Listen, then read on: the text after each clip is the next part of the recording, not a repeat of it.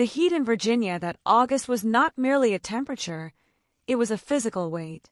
It settled over the rolling hills of the Montgomery estate like a heavy wool blanket, stifling the breath and turning the air into a shimmering haze of humidity and cicada song. The sun, a swollen orange orb, hung low over the western ridge, casting long, distorted shadows across the manicured lawns that had been cut to military precision. Inside the east wing of the main house, however, the world was cool, dim, and smelled of lemon oil and turpentine. Stella stood on a stepladder in the center of the private gallery, a thin paintbrush poised in her hand. At 27, Stella was a restorer of things other people had forgotten how to value. She was not wealthy. She did not have a trust fund or a recognizable surname.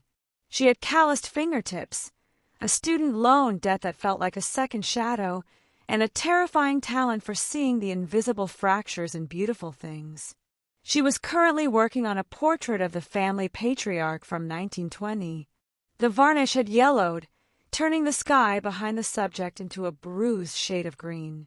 It was her job to strip away the decay, to reveal the truth underneath, even if the truth was less flattering than the myth.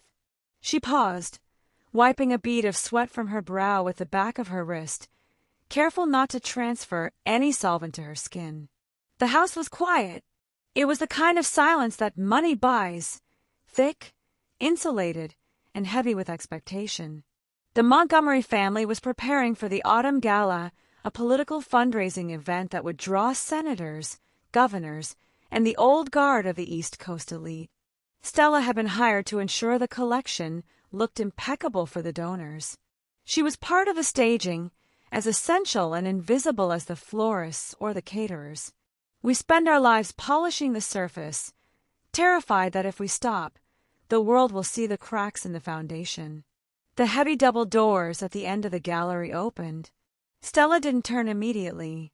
She was used to the staff coming in, maids checking the dust, assistants hurrying past with clipboards. She assumed it was just another gear in the machine of the estate. But the footsteps were different. They were slow, deliberate, the sound of leather soles on century-old parquet. They didn't scurry, they advanced. "The chemicals," a deep voice said, cutting through the silence. "They smell like a hospital for memories." Stella froze. She knew that voice. She had heard it on the news, in sound bites, in the confidence speeches broadcast during election cycles. She turned slowly on the ladder. Asher Montgomery stood in the doorway. At 34, Asher was the golden son of the dynasty. He was built like a monument, tall, broad-shouldered, with the kind of classic American handsomeness that seemed designed for currency or campaign posters. He wore a navy suit that was immaculately tailored, but his tie was loosened, and he held a crystal tumbler of water in his hand as if it were a lifeline. He looked exhausted. Not the physical exhaustion of labor, but the spiritual exhaustion of a man who has been performing a role for so long he has forgotten his own personality. "Mr. Montgomery," Stella said, gripping her brush tighter, "I apologize. I was told the family wouldn't be in this wing until evening." "The family is in the drawing room," Asher corrected, walking into the room. He didn't look at her. He looked at the paintings lining the walls, his ancestors, judging him from their gilded frames. "They are debating the seating chart for the gala. It is a blood sport. I needed air." He stopped at the foot of her ladder. He looked up. For the first time, Stella saw him clearly. The cameras didn't capture the tension around his eyes. They didn't show the way his jaw was set, locked tight against the things he wanted to say but couldn't. He wasn't the confident heir. He was a man looking for a place to hide. "You're the restorer," Asher stated. It wasn't a question. "Stella," she offered, feeling incredibly small in her paint-stained apron. "And yes, I'm trying to fix the sky behind your great-grandfather." Asher looked at the painting. He studied the stern face of a patriarch, a man who had built the fortune that now strangled his descendants. "Don't fix it too much," Asher said quietly, his gaze intense. "If you make him look too human, We might have to start forgiving him. It was a strange thing to say. It was cynical, sharp, and unexpectedly vulnerable. Stella stepped down from the ladder. She wiped her hands on a rag, the smell of turpentine blooming between them. She was standing on the ground now, but he still towered over her. The distance between them was measured in tax brackets and expectations, a chasm so wide it should have been impossible to bridge. "I don't paint over the flaws, Mr. Montgomery," Stella said softly, looking him in the eye. "I just clean away the dirt, so you can see what was actually there. Sometimes the flaws make the painting worth more." Asher looked at her, really looked at her. He saw the smudge of ochre paint on her cheekbone.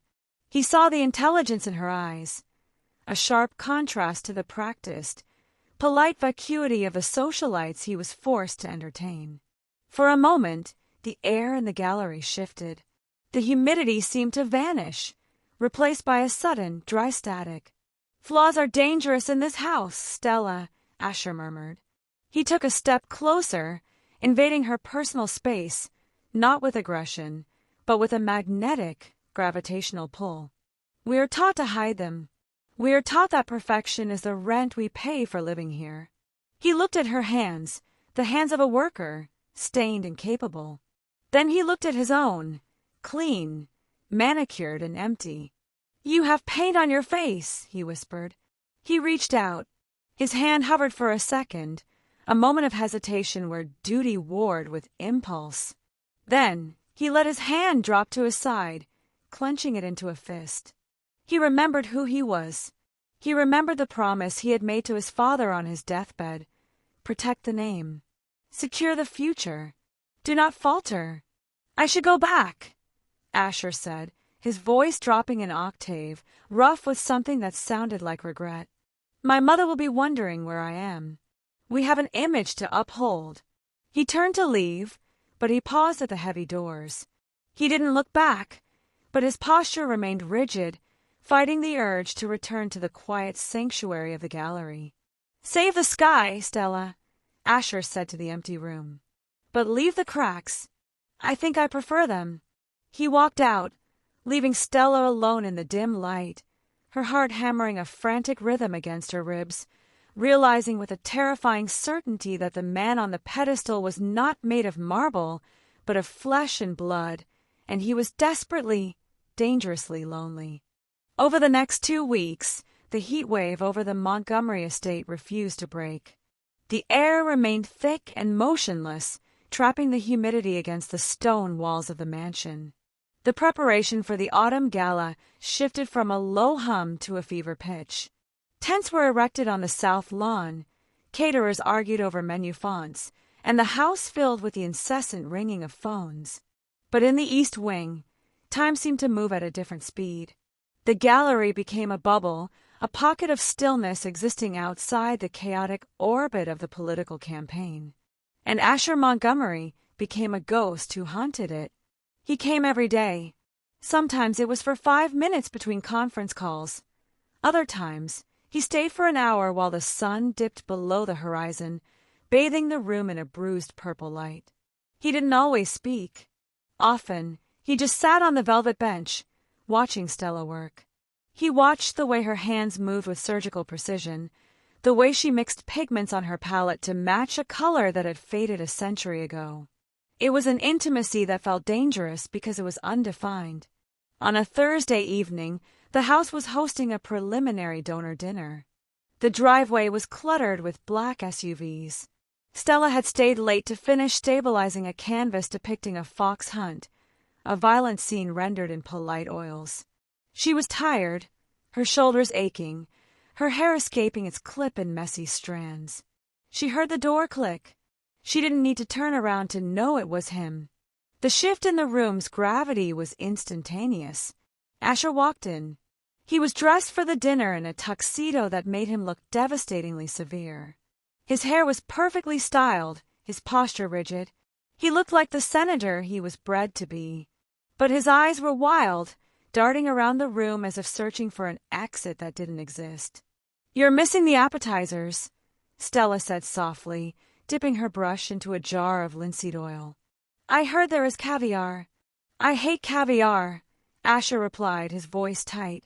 He walked over to where she stood, stopping just outside the circle of light cast by her work lamp. It tastes like salt and pretense. He loosened his bow tie with a sharp, frustrated tug, leaving it hanging undone around his neck. It was a small act of rebellion, but in a man like Asher, it felt violent. They are talking about polling numbers in the dining room, he confessed, stepping into the light. My mother is discussing my future as if I am not in the room. I am a product, Stella. A very expensive, well-packaged product. Stella lowered her brush. She turned to face him. The contrast between them was stark, her stained apron against his silk lapels, her messy authenticity against his polished armor. Why do you come here, Asher? She asked, her voice trembling slightly. You have a house full of people who would pay thousands just to shake your hand. Why hide in here with the hired help? Because, Asher whispered, taking a step closer, erasing the boundary of propriety, you are the only person in this house who doesn't want anything from me. He looked at her with a hunger that had nothing to do with food and everything to do with being seen. He reached out, his hand hovering near her face. He didn't touch her skin. He touched the loose strand of hair falling near her eye, tucking it behind her ear. His fingers brushed her cheek. The contact was electric, a sudden shock that made Stella's breath hitch in her throat. You smell like turpentine and rain, Asher murmured, his thumb lingering on her jawline. It's the best thing I've smelled all day. Stella couldn't move. Her heart was hammering against her ribs, a frantic bird trapped in a cage. She knew this was wrong. She knew the chasm between them was filled with expectations she could never meet. But she leaned into his touch, just a fraction of an inch, unable to resist the gravity of his loneliness. Asher, she whispered, a warning and a plea wrapped in one name. I know, he said, dropping his hand, though his eyes didn't leave hers. I know I shouldn't. I know the rules. He walked over to the window, looking out at the illuminated tent on the lawn where the donors were gathering. The artificial lights cut through the darkness, harsh and unforgiving. Do you know what the painting is about? Asher asked, nodding toward the fox hunt Stella was restoring. It's about the thrill of a chase, Stella answered. No, Asher corrected, his voice heavy with a sad wisdom. It's about the cruelty of the trap. The fox never survives, Stella. No matter how fast it runs, the dogs always win. Because the dogs have the master. We convince ourselves that we are running toward a destiny of our own choosing, when in reality, we are just running down the narrow corridors of someone else's design. He turned back to her. The vulnerability in his face was gone, replaced by a mask of resigned duty. The moment of connection was being sealed away, hidden behind the walls he had promised to uphold. My mother is announcing my engagement on Saturday, Asher said. The words fell into the quiet room like stones. Stella felt the blood drain from her face. She gripped the edge of her easel to steady herself. Engagement. To Lydia Sterling, Asher continued, his voice devoid of emotion, reciting a script. Her father is the governor. It secures the Southern vote. It merges the funding. It is sensible. He looked at Stella, his eyes begging her to understand, begging her to forgive him for a crime he was committing against his own heart. You're marrying for a vote, Stella whispered, the tragedy of it cutting deeper than her own disappointment. I am marrying for the family, Asher said. I promised my father before he died. I promised I would secure the legacy. I promised I wouldn't let personal feelings destroy what he built. He walked back to her, standing so close she could feel the heat radiating from his tuxedo. I promised I wouldn't love anyone who couldn't help the name, he confessed, his voice breaking. But God help me, Stella. I never promised I wouldn't want you. The tension in the room was suffocating. They were standing on the edge of a cliff, the wind of their unspoken desires whipping around them. Asher looked at her lips, then at her eyes, torn between the vow he had made to the dead and the pull of the living woman standing before him. "Go back to the dinner, Asher," Stella said, her voice shaking, forcing the words out before she shattered. "Your future is waiting." Asher looked at her for one agonizing second longer. Then he nodded. He retied his bow tie, his movements sharp and angry. He adjusted his jacket. He put the armor back on. "Goodbye, Stella," he said. He walked out of the gallery, leaving the door slightly ajar. Stella stood alone in the scent of lemon oil and heartbreak, watching him walk back toward the lights, toward the woman he didn't love, and the life that was slowly eating him alive. Saturday arrived with the force of a tidal wave.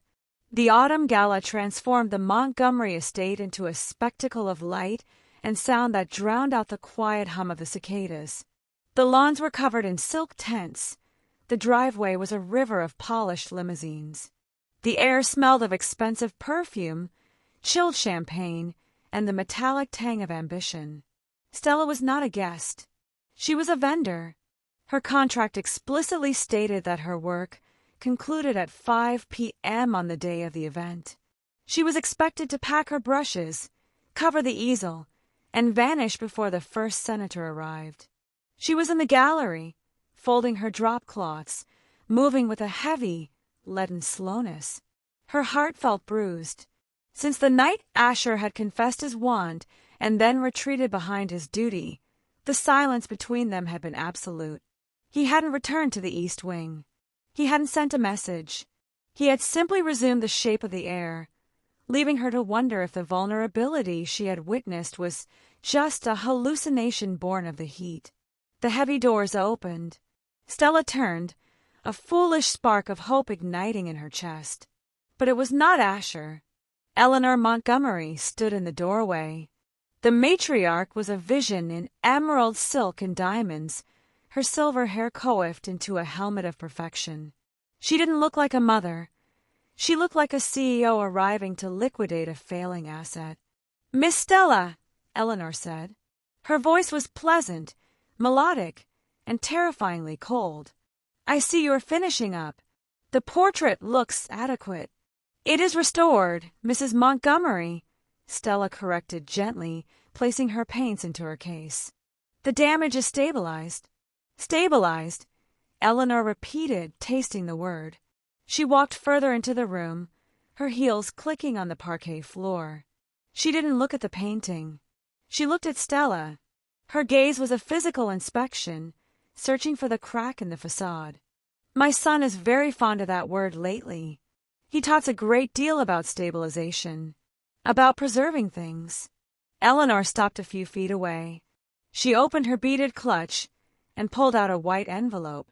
"Asher is a sentimental man," Eleanor said, her tone conversational. "He collects causes. He feels a certain nobility in fixing broken things. It makes him feel useful. But eventually, the campaign begins, and sentimental men do not win elections." She held the envelope out. It wasn't sealed. Stella could see the edge of a check inside. "What is this?" Stella asked, her hands remaining at her sides. "A bonus," Eleanor smiled thinly. "And a severance. We have decided to move the collection to a vault in D.C. after tonight. Your services will no longer be required on the estate. This is payment for your discretion regarding any conversations you might have had with my son. He tends to overshare when he is stressed." The implication was clear. "You were a stress ball. Now he is done squeezing." "I don't want your money," Stella said, her voice trembling with indignation. "And I don't need to be paid to keep secrets. I am a professional." "Then be a professional and leave," Eleanor snapped, the mask slipping for a fraction of a second to reveal the steel beneath. Asher agreed that it was best. "He knows you are leaving tonight." He didn't object. "We tell ourselves that love is a shield, only to find out it is the very weapon used to cut us out of the picture." Stella felt the words like a physical blow. He didn't object. Of course he didn't. He had promised his family. "I'll leave," Stella whispered. "But not because you paid me." She grabbed her bag. She walked past the matriarch, past the envelope that fell to the floor and out into the corridor. She should have gone to the service exit. She should have disappeared into the night. But a masochistic need to see the truth pulled her toward the ballroom. She needed to see him. She needed to see the man who had traded her presence for a vote. She slipped into the shadows of the mezzanine, overlooking the grand ballroom. The room was a sea of black ties and designer gowns. And there on the stage stood Asher. He looked magnificent. He stood next to Lydia Sterling, a woman who was blonde, poised, and looked at him with the adoration of a well-trained spouse-to-be. Asher leaned into the microphone. He looked out at the crowd. He looked confident. Tonight is about preservation. Asher's voice boomed through the speakers, smooth and charismatic.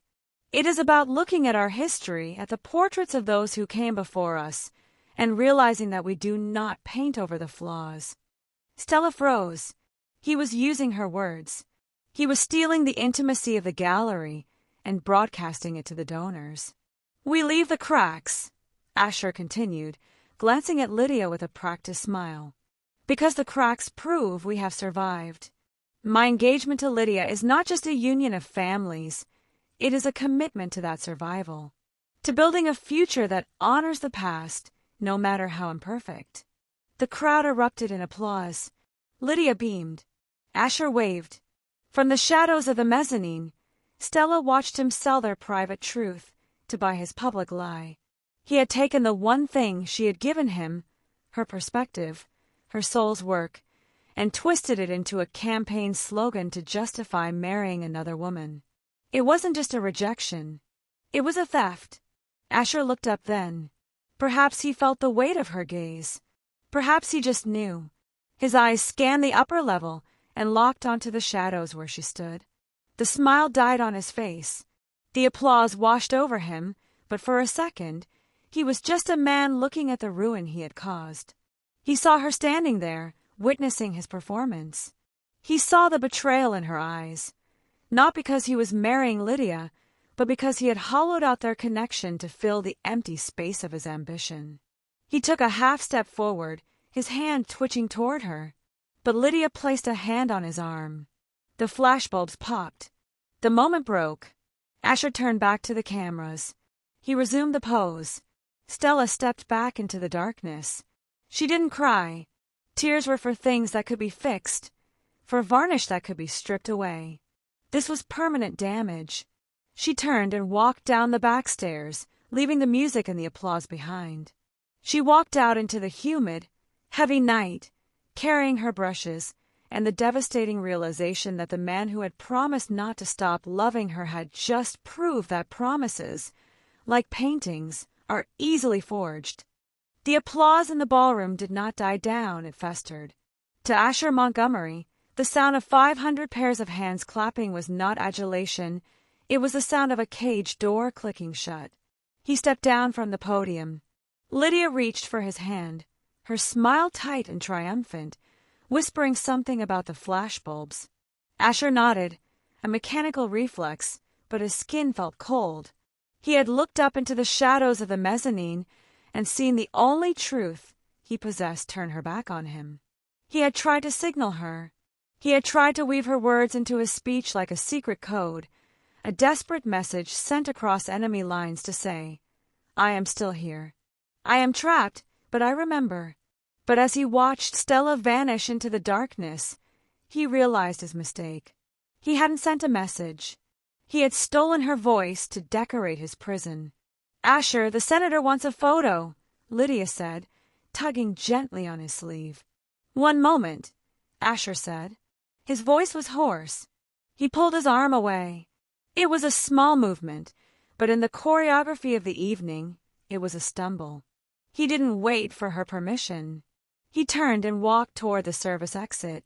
He moved faster with every step, ignoring the confused calls of his campaign manager, ignoring the waiters with their silver trays. He pushed through the heavy kitchen doors, the heat of the ovens blasting him, and burst out into the loading dock. The night air was heavy, smelling of ozone and impending rain. The humidity that had choked the estate for weeks was finally breaking. He saw her. Stella was standing by her old station wagon in the employee lot. The trunk was open. She was sliding her case of paints inside, her movements sharp and angry. The red glow of the taillights illuminated her face, streaked with tears she refused to wipe away. "Stella!" Asher called out, his voice raw against the hum of the distant party. She froze. She didn't turn around. She slammed the trunk shut with a violence that echoed across the pavement. "Go back inside, Asher," she shouted, walking toward the driver's door. "You have a fiancé to toast. You have a legacy to secure." "I need to explain," Asher pleaded, running across the asphalt, his patent leather shoes slipping on the grit. He reached her door just as she grabbed the handle. He placed his hand on the metal, preventing her from opening it. "Please!" Stella spun around. Her eyes were blazing. "Explain what?" she demanded. "How you took the one private thing we shared, the truth about the cracks, and turned it into a slogan for your campaign. You stood there and used my soul to sell your lie to Lydia." "I wasn't selling it to Lydia," Asher said, breathing hard, the sweat beading on his forehead. "I was saying it to you. I was trying to tell you that I know the foundation is broken. I was trying to say that I am drowning in this perfection. You have a strange way of showing it," Stella scoffed, her voice cracking. "Your mother fired me, Asher. She handed me a check to disappear. And she told me you agreed to it. She said you didn't object." Asher went still. The color drained from his face, leaving him looking like a ghost in a tuxedo. "She fired you," he whispered. "She said I agreed." "Don't pretend," Stella warned, stepping back. "She said you knew it was for the best, that I was a distraction." "I didn't know," Asher said. The realization hit him with the force of a physical blow. His mother hadn't just protected the campaign. She had orchestrated a betrayal. She had lied to Stella to break her spirit and lied to him by omission to keep him compliant. "I swear to you, Stella, I didn't know. I thought you were in the mezzanine because you wanted to be there. I didn't know she was sending you away." He looked back at the glowing mansion, the house that was built on secrets. "She told me you were tired," Asher said, his voice trembling with a sudden, quiet fury. "She told me you asked to leave early. She manipulated us both. We build walls of duty to keep the world out, only to realize too late that we have locked ourselves in with the very ghosts we tried to outrun." Stella looked at him. She saw the shock in his eyes. She saw the way his hands were shaking. He wasn't acting. He was just as much a pawn in Eleanor's game as she was. "It doesn't matter, Asher," Stella said, her anger deflating into a profound exhaustion. "She won. You're engaged. The speech is done. The check is on the floor in the hallway. I'm done being the invisible repair crew for your life." She reached for the door handle again. "I didn't promise to stop," Asher said. The words were soft, barely audible, over the wind picking up in the trees. Stella stopped. She looked at him. "What?" "I promised my family I wouldn't love you," Asher said, stepping into her space, ignoring the mud splashing onto his trousers. "I promised I would secure the vote. I promised I would marry Lydia. I have kept every single promise to that house." He pointed at the mansion, then turned his gaze back to her, burning with a desperation she had never seen before.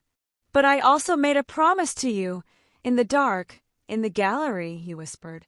"I promised I wouldn't stop wanting you. And that is the only vow I have made that doesn't feel like a lie." "Asher, you can't have both," Stella said, tears finally spilling over. "You can't have the senator's seat and the restorer's heart. You have to choose." "I know," Asher admitted. He looked at the ring on his own finger, the family signet ring. He looked at the car. He looked at the woman who saw him. Thunder rumbled in the distance, a low growl that signaled the breaking of the heat. "I can't leave tonight," Asher said, the admission painful. "If I walk away now, the scandal destroys everything my father built. I have to go back inside. I have to finish the gala." Stella nodded, looking down. "I know. That's why I'm leaving. But, Asher continued, reaching out to take her hand. His grip was firm, terrified and possessive. I am not letting you disappear. Don't take the check. Don't leave the state. Give me time. Time for what? Stella asked, looking at their joined hands. Time to figure out how to break the painting without destroying the canvas, Asher said. I am done preserving the myth, Stella. I want to find a way to live in the reality. But I can't do it if you aren't there to show me where the cracks are. He lifted her hand. He pressed a kiss to her knuckles, not a courtly gesture, but a desperate anchor. Wait for me, he pleaded. Not forever. Just until I can find the door I locked myself out of. Stella looked at him. She saw the man beneath the monument. She saw the difficulty of his position, the weight of generations pressing on his shoulders. He wasn't running away with her, which would have been easy and cowardly. He was asking for the strength to stay and fight his way out to her. She squeezed his hand back. I won't wait forever, Asher, she whispered. But I'll wait for the rain to stop. Asher exhaled, a sound of immense relief.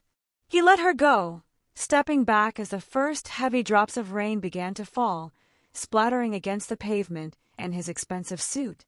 He watched her get into the car. He waited until the engine turned over. He didn't walk away until she drove out of the gate. Only then did he turn back to the mansion, walking into the storm to finish the performance, armed with the secret knowledge that the curtain was about to fall for the last time. 3 months later, the oppressive heat of the Virginia summer was a distant memory, replaced by the crisp, biting chill of November. In a small, cluttered storefront in Alexandria, miles away from the gated world of the Montgomery estate, the air smelled of coffee and drying varnish. Stella stood behind the counter of her own shop, the Mended Canvas. It was a modest place, filled with forgotten paintings found in flea markets and family attics. Things that no one else saw value in, but which she lovingly brought back to life. She was cleaning a brush, the repetitive motion of meditation she had used to survive the silence of the last 90 days. She hadn't heard from him. She hadn't reached out. She had read the newspapers, of course. She had seen the headlines that shocked the political world. Montgomery Heir withdraws from Senate race, followed weeks later by the quiet, buried announcement. Sterling Montgomery engagement ended by mutual consent. She knew the facts, but she didn't know the truth. The bell above the door chimed. A gust of cold wind swept in, scattering a few leaves across the floorboards. Stella didn't look up immediately. I'm sorry, we're closing in 5 minutes, she called out, wiping her hands on her apron.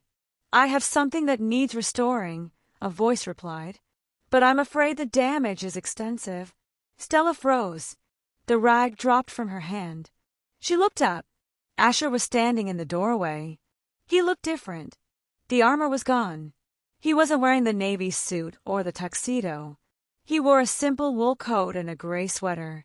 He looked thinner, his face etched with new lines of exhaustion, but for the first time since she had met him, his posture was relaxed.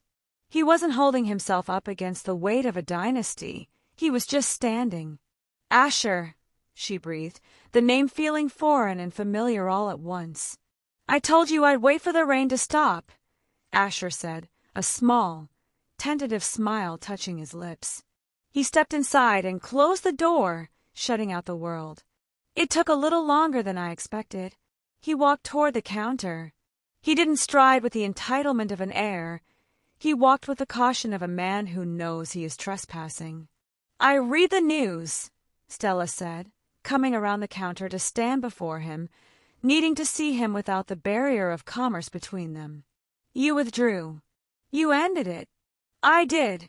Asher nodded. It wasn't elegant. My mother, she may never speak to me again. The party is furious. I have been branded a coward by some and a fool by others. And what do you call yourself? Stella asked. Asher looked around the shop, at the half-finished portraits and the mended frames. He looked at the work of her hands, the honest, quiet labor of fixing things. Free, Asher whispered. He reached into his coat pocket. He didn't pull out a check or a contract. He pulled out a small, folded piece of paper, a page torn from a campaign speech, the back covered in his handwriting. "I went back inside that night," Asher confessed, his voice low. "I finished the speech. I shook the hands. I smiled for the cameras. But the next morning, I went to the gallery. I sat where you used to sit, and I realized something." He took a step closer. "I realized that I had spent 34 years protecting a name that didn't belong to me at the expense of a life that did. We build walls of duty to keep the world out, only to realize too late that we have locked ourselves in with the very ghosts we tried to outrun, and the only way to banish them is to open the door and let the light of an inconvenient truth shine in." "I unlocked the door, Stella," Asher said, his eyes searching hers for a sign of welcome. "I broke the engagement. I stepped down. I lost the funding, the prestige, the future they mapped out for me. I am, for all intents and purposes, a ruin." "Ruins are my specialty," Stella said, tears prickling her eyes. She saw the cost of his freedom in the shadows under his eyes. He hadn't just walked away, he had paid a ransom for his soul. "I don't have a Senate seat to offer you," Asher continued, his voice trembling slightly. "I don't have a gala. I don't even have a clear plan for tomorrow. All I have is the promise I made you in the dark, that I wouldn't stop." He reached out his hand, the hand that had once worn the signet ring of power now bare. "Is that enough?" he asked. Stella looked at his hand. She thought of the perfect, suffocating gallery in the mansion, and then she looked at her small, dusty shop. She realized that perfection was just a cage with gold bars.